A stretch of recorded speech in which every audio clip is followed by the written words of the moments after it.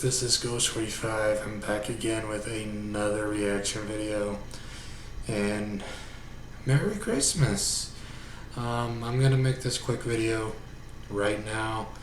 This video is 52 minutes long and I don't have time to edit too much, so right now I just got up and I got a text from my mother, like, everyone, I'm going somewhere else to celebrate Christmas and I need to get ready. So got up, gonna finish this reaction video, take a shower, get dressed, and go over there and enjoy Christmas. Today's video I'm going to be reacting to Top 20 Japanese Creepypastas Censored 2019. So I guess it's too graphic, so they censored it or something, but yeah. And the original video, it's Tat's Top Videos. Look them up, they're actually pretty cool. I'm not gonna lie, they are really, really awesome. So let's get this video started.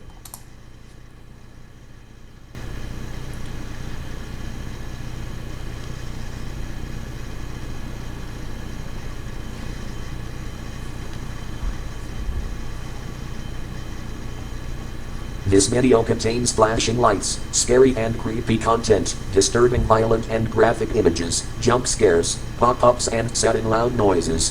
Viewer discretion advised. Oh, that wasn't too bad. Creepypastas, myths, and legends can be traced back to their country of origin, usually where they have influenced the people and their culture the most. With the World Wide Web, those stories can now be widely distributed to scare and frighten more people across the earth. From the mildly concerning to the reportedly life-threatening, survivors impart an eerie warning for everyone to not pursue any action that could lead you to repeat these events.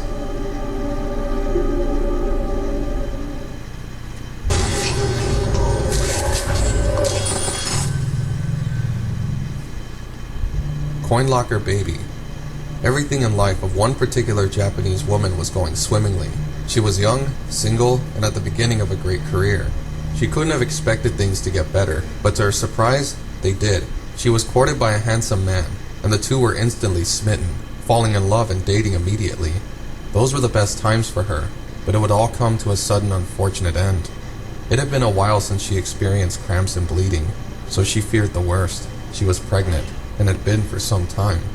When she explained this to her boyfriend, he flew into a rage and disowned both her and the unborn child, leaving them both all alone. The woman, far too inexperienced to deal with the prospect of raising a baby on her own, and the idea of telling her friends or family scared her to death. They would never understand that it was a mistake. They would shame her and refuse to help, and would say it was all her fault, just like her boyfriend had said. It would all have to be kept hidden. She bought baggy clothes and concealed her belly as best as she could. Anyone who pointed it out would hear the excuse that she was simply putting on weight. No one questioned this, and she was not the sort of person to get into any trouble.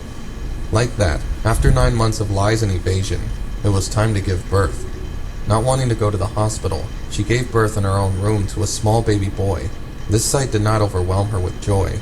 It only made her dread what she would have to do to be rid of it. The following morning, she put the baby inside of a carrier bag and headed out from her home. The traffic was so loud, and the bag padded enough to keep its screams and wails hidden as she made a beeline for the local train station. The long row of transit lockers caught her eye, and the idea hit her. She found an empty unlocked door, stashed the bag inside, and shut it tight. "I'm sorry," she whispered to the crying child. "I'm sorry." As she left, she was afraid people would hear her, but no one did. Her fear faded with every step out of the station and down the street, and over the years, so too did her memory.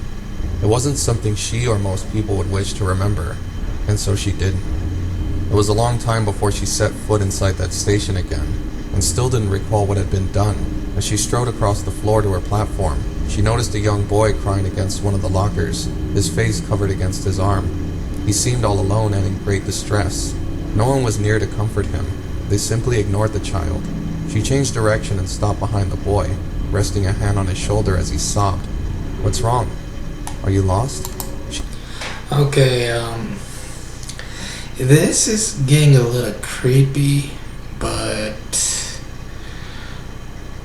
for your guys safety, I'm gonna put like a black, covering on this video, because it's getting a little scary and I don't want to get in trouble by YouTube. So that black, whatever it is, it's gonna say censored for a reason. Because it's getting very scary. If you want to see this video, go ahead and look it up. Look it up in your own risk, because it's getting a little scary. And I just woke up. She asked and no reply. Where's your mother? The boy's tears suddenly stopped and his cries faded. Slowly he turned back to her, and she saw his eyes were enraged, piercing her very soul. It's you, he shouted. She remembered everything, and just as quick, knew no more. Many years later, the station underwent major renovations to improve congestion, allowing the staff to finally clean out the unclaimed lockers and their contents. Upon opening one of them, they pulled out a rather heavy travel bag that looked like it had remained unopened for a very long time. It stank to high heaven. When they opened it, they were greeted with a grisly sight: the skeletal remains of a little baby boy, nestled close to its decaying mother.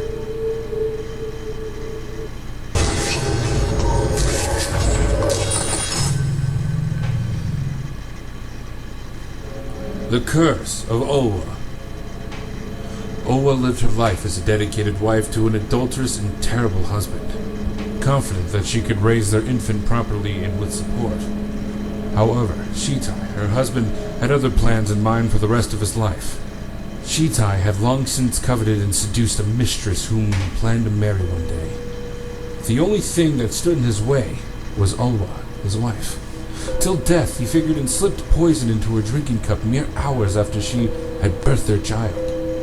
The poison was fast-acting and caused her hair to fall from her scalp. Her eyes bulged in their sockets, her mouth blackened from the terrible drug, but she knew. She always knew. She always knew. It was only a matter of time. Before perishing, she took her final revenge on him and slaughtered their newborn infant as it cried in its crib. Shitai hardly batted an eye, leaving behind the old life and entered the new. But he soon came to realize that it was at a much higher cost than he anticipated. Everywhere he went, without fail, he would see her. Owa, her face bitter and spiteful, hissed and jeered at him, seemingly in every direction. Her outrage at the circumstances of her life's end at his hands was shouted through his mind for much time that followed. In his private gardens, he would even witness Owa wailing loudly over the corpses of her dead child. Stoic and determined, Shitai continued with the courtship, and before long his mistress was set to become his wife. As they were to exchange kisses at the altar, Shitai drew back the veil of his blushing bride, but instead revealed the ugly, snarling face of his former partner. So shocked was he at this appearance that he reacted by cutting her head clean off its shoulders. Shitai realized only too late as the congregation moved in closer. He had not succeeded in killing the ghost of Owa, but in murdering his wife-to-be.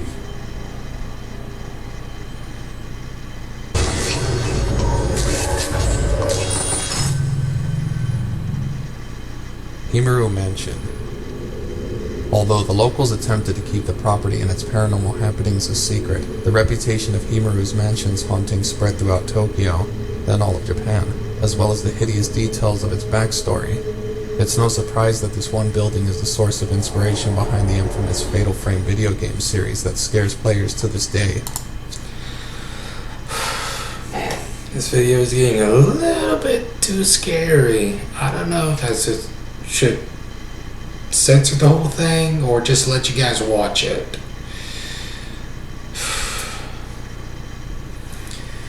Please, YouTube, do not get me in trouble for this. This is Japanese, creepypasta. Okay, I can do this.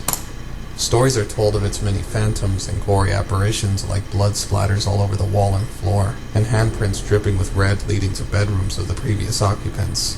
The ghosts that are seen roaming the halls and out on the grounds are speculated to be the family that last lived there. The most famous of these is the girl in the window, who can be seen if you take a photograph of one of the windows from the outside, staring into the lens. Some have attempted to investigate further, but have fled in fear or been found dead inside its many rooms, their limbs covered in rope marks. A few who decided to scour the vast underground passageway beneath their property suffered a worse fate, ripped and slashed beyond recognition. At least 7 of these reported deaths have still remained unsolved. Despite this, rumors abound pertaining to just how this one mansion became the site of such a terrific haunting. It's said that the Himaru family who lived there lived very ritualistic lives, practicing ancient rites such as the strangling ritual.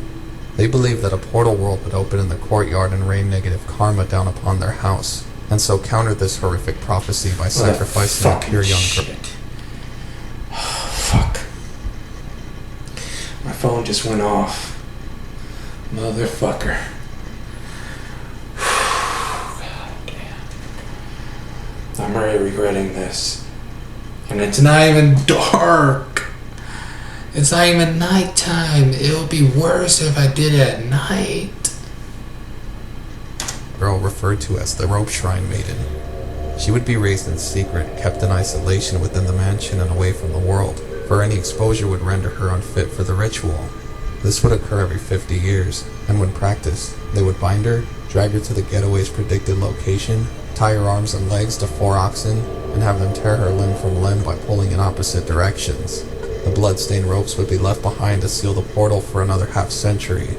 However, as the ritual was approaching, one of the Rope Shrine Maidens spied a boy out the window walking past the fence. She became instantly infuriated with him, and as consequence, meant that the sacrifice would no longer work with her. Motherfucker, it's like paranormal activity, bro. Dude, what's up with these freaking Japanese folklore or these Japanese creepypasta? Bro, this is more creepier than the freaking West. Oh, man. God, please, God, give me strength. The sacrifice went ahead, but did not work. The family panicked and argued amongst themselves as to the next course of action to rid themselves of the curse, but the head of the family knew he had the only solution. One night he took his katana and went on a rampage throughout the mansion, slaughtering his entire family before finally falling upon his own sword. It was the only way to keep them safe from the great horrors that were predicted to come from the portal. But perhaps what is worse is that all their spirits now remain within the mansion's walls, never to find peace again.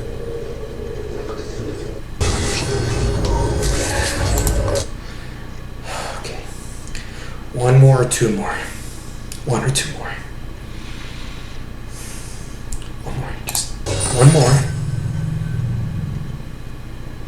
Ohaguru Batari. By far one of the least violent additions to this list, the yokai Ohaguru Batari is often seen hanging around shrines and temples at twilight, appearing from behind to be a newlywed bride or beautiful woman in the kimono. She beckons over single men and seduces them with their wives. The victims are blissfully unaware of anything out of the ordinary until she turns and upturns her veil. Beneath the brim lies an ugly, featureless face caked in heavy white makeup. Only dark red lips exist there, parted and smiling, revealing deep black teeth. She then cackles loudly at the horrified man she has lured, who has most likely started to flee. Some even suspect that at times she may appear in the homes of men who have brought her back without realizing their folly. To anyone who encounters her there, she is said to disguise herself as the man's wife. Although it is difficult to acquire legitimate reports of Ohaguru Batari's sightings, most victims feel a great deal of shame and embarrassment at the encounter, and so keep their stories a secret. It is theorized that she could be a shapeshifter that likes to pull mean pranks by turning into Japanese badgers, foxes, or raccoon dogs. Others suggest she could be the spirit of an unmarried ugly woman, bitter of her lack of luck in the world of romance. There may also be a link to the Ohaguru trend of East Asia, which consists of teeth being artificially darkened and appearing non-existent. It's no mistake she has the name Ohaguru Batari, which translates to nothing but blackened teeth. Regardless, all those who encounter her should feel lucky that the only casualty recorded at her hands has been pride.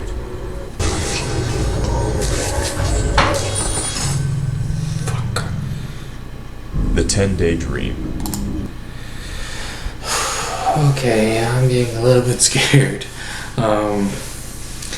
If you guys want me to continue this, this video, let me know down in the comments below. I need more subscribers. I need more likes. If you guys want me to continue, you gotta hit that subscribe button. Hit that like button and subscribe button, because I can't do this, man. I really can't do this. This is fucking scaring the shit out of me. Like, for real, it's scaring the shit out of me. I'm done. I am done. I'm done. Fuck this shit, man. Fuck this shit.